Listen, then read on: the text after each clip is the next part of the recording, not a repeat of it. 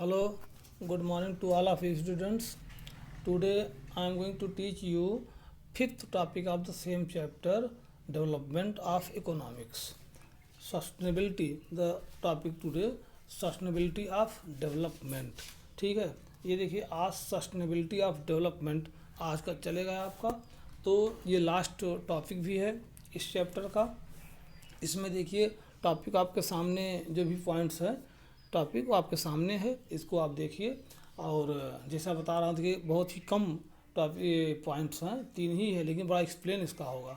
ठीक है, लंबे में है वो तो मेन खास बनाया जाता है पॉइंट में, लेकिन आपको जो है लंबा इसको समझने के लिए टाइम थोड़ा ज़्यादा लगेगा।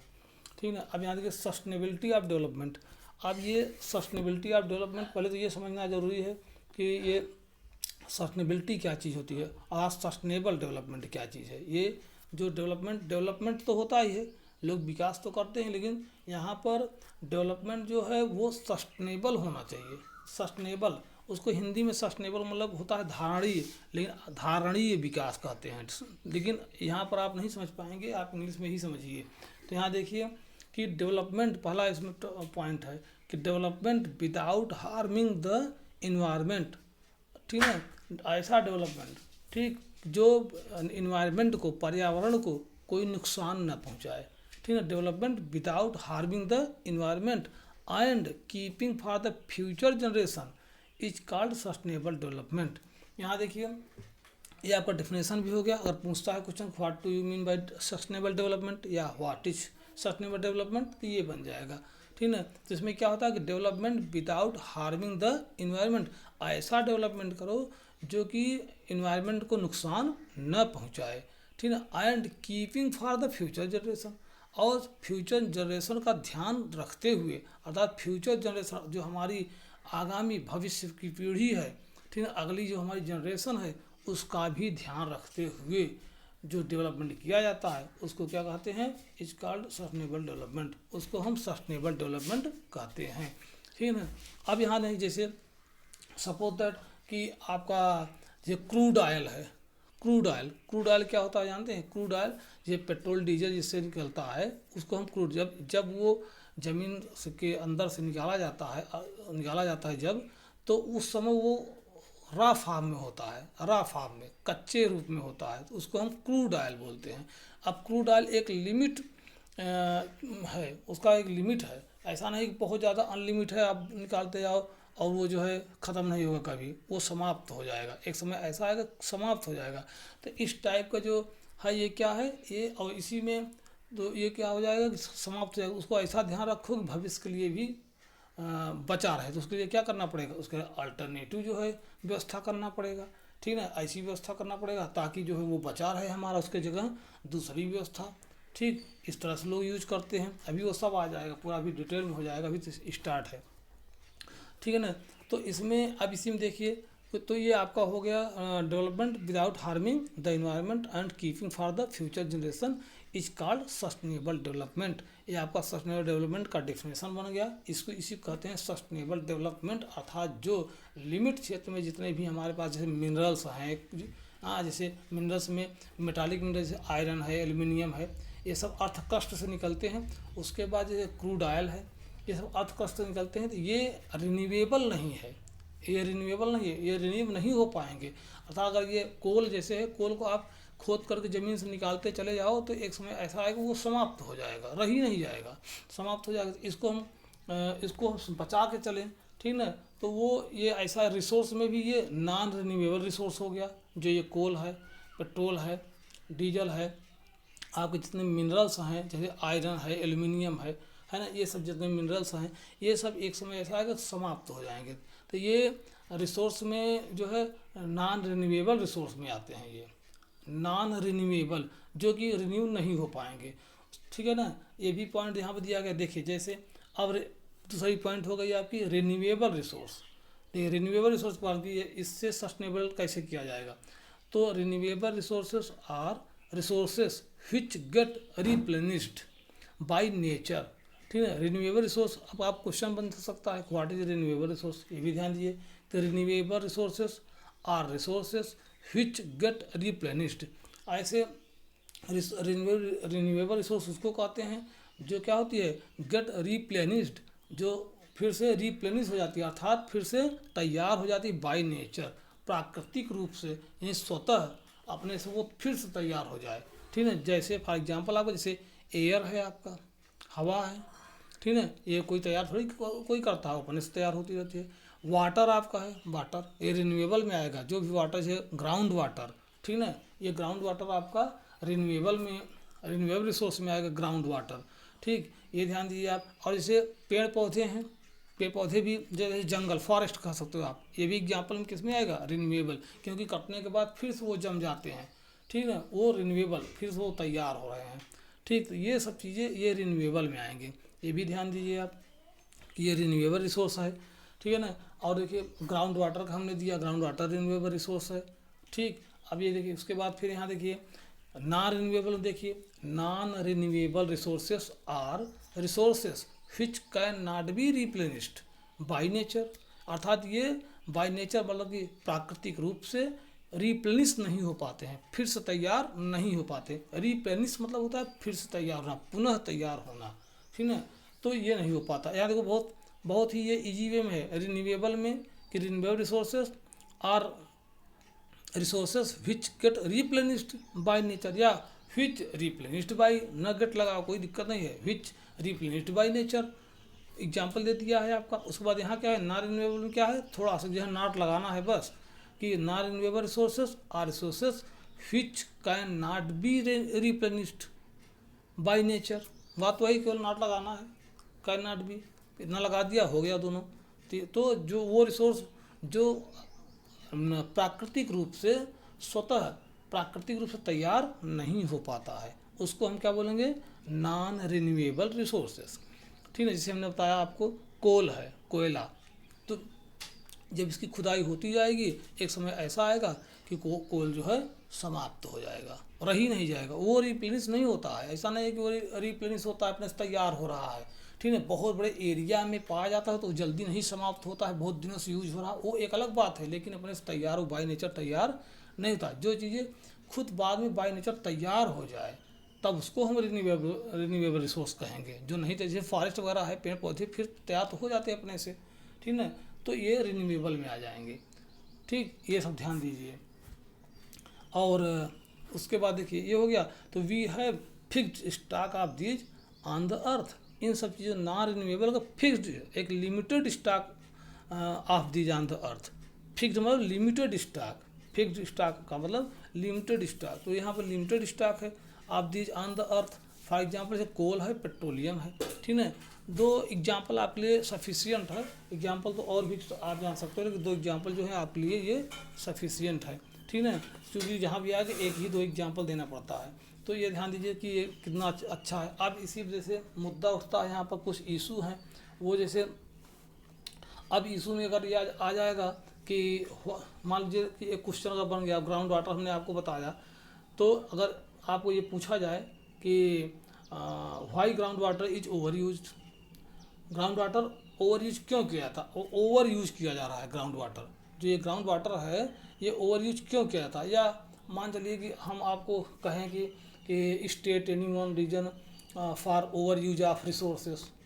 अब भाई ground water is also a resource, ground water भी तो एक रिसोर्स है ना, वो भी नेचुरल रिसोर्स है, ठीक ना। और ये भी कैसा है, ये रिसोर्स है, नॉन रिन्यूएबल है कि रिन्यूएबल है, ये रिन्यूएबल रिसोर्स है, क्योंकि ये बाय नेचर तैयार होता रहता है ना। इसलिए बाय नेचर ये वाटर जो ये बाय नेचर तैयार होता है, ठीक है, इसको मानो नहीं तैयार कर रहा है, बाय नेचर तैयार हो रहा है, इसलिए रिन्यूएबल ये है।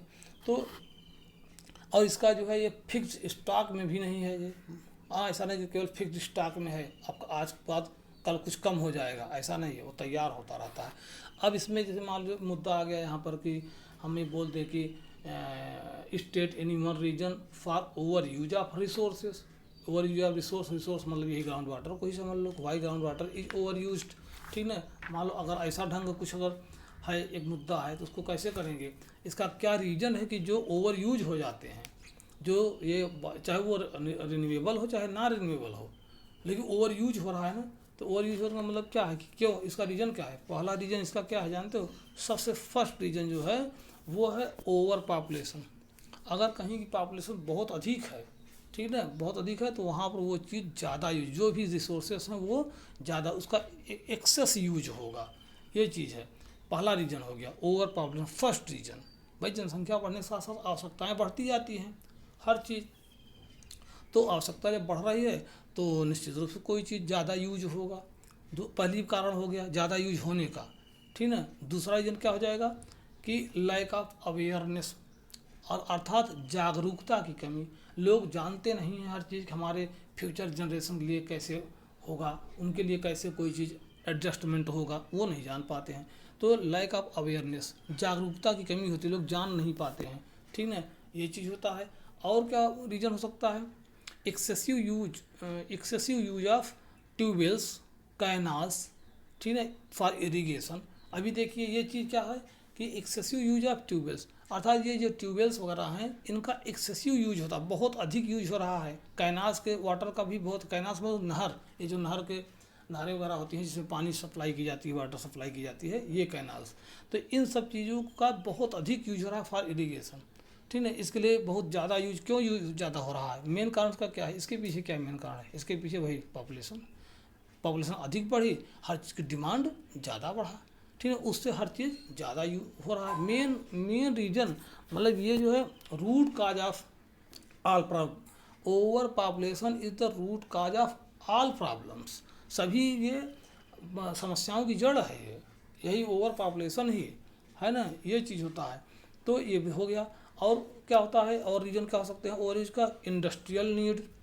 अब इसी रिसोर्स का जो रिसोर्स है, आप चाहे देखो इंडस्ट्रियल नीड, ठीक ना, जो औद्योगिक आवश्यकताएं होती हैं उसके लिए भी वाटर भी चाहिए, ठीक ना। कुछ आप देखो जो इंडस्ट्री है ये भी कई प्रकार के होते हैं।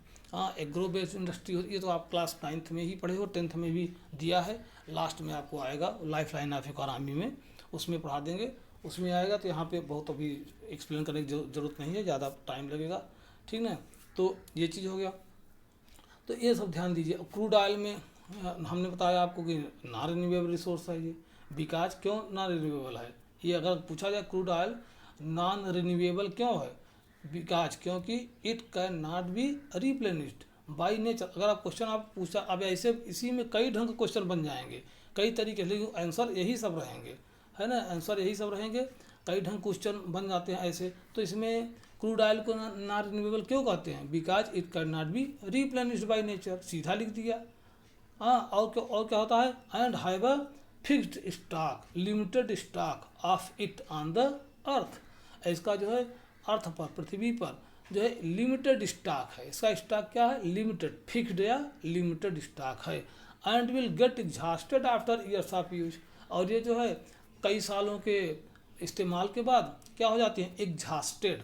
एग्जॉस्टेड मतलब EXHAUSTED, एग्जॉस्टेड, एग्जॉस्टेड मतलब समाप्त होना, खत्म होना, ये समाप्त हो जाती है, ठीक है। ऐसे ढंग से लिखा जाता है कि किस तरह से आप लिखेंगे, इसी तरह। अब देखिए जो भी हैं, अब ये सस्टेनेबल डेवलपमेंट में भी देखिए, सस्टेनेबल डेवलपमेंट अगर आप पूछा व्हाट इज सस्टेनेबल डेवलपमेंट, ठीक है, explain any 4 measures to promote sustainable development. चलो मैं क्वेश्चन कर दिया इसको, मान लो ऐसे ढंग से कि what is sustainable development, explain any 4 measures to promote sustainable development.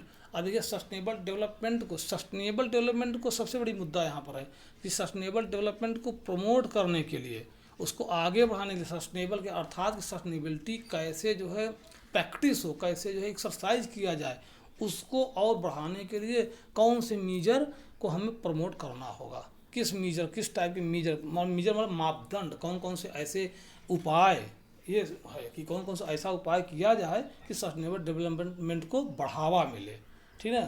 Sustainable development को कैसे बढ़ावा मिलेगा, ये ध्यान दीजिए कि कैसे इसको बढ़ाया जा सकता है, ये वेरी इंपॉर्टेंट है और बहुत अच्छा एक पॉइंट है।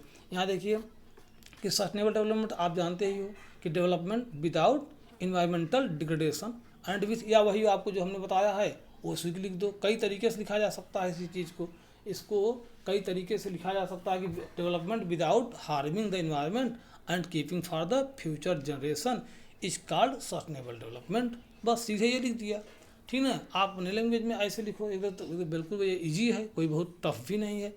तो मीजर इसके लिए क्या होंगे, इसके लिए मीजर, अब मीजर सोचिए कि कौन कौन सा ऐसे मीजर हो सकते हैं जो कि सस्टेनेबल डेवलपमेंट को प्रमोट करें, अर्थात लोग सस्टेनेबिलिटी को समझें और उसको इस तरह से यूज करें। अब देखिए जैसे यहाँ हम बताते हैं आपको कि मीजर्स, तो ऐसे लिखना पड़ेगा कि measures to promote sustainable development, ये लिख दिया। अब उसके बाद यहाँ पर कैसे करेंगे आप, ये सब बातें आप लिख लीजिएगा, वीडियो को पॉज करके लिख लीजिएगा ये सब बातें, ठीक है ना। हम ये सब पॉइंट बताते चलें। देखिए पहला पॉइंट क्या करेंगे, सस्टेनेबिलिटी को बढ़ावा देने के लिए, सस्टेनेबल डेवलपमेंट को लोगों को समझने के लिए, उसको यूज करने के लिए क्या करना पड़ेगा। पहला पॉइंट इसमें आप ये देखिए कि increased use of renewable resource, अर्थात रिन्यूएबल रिसोर्स के यूज को बढ़ाना। पहली बात तो पहला काम ये करते हैं कि रिन्यूएबल ये जो रिसोर्स है उसको यूज को बढ़ा दें। रिन्यूएबल रिसोर्स जो अपने से स्वतः तैयार हो रहा है उसका यूज बढ़ा दें, ठीक है ना, तो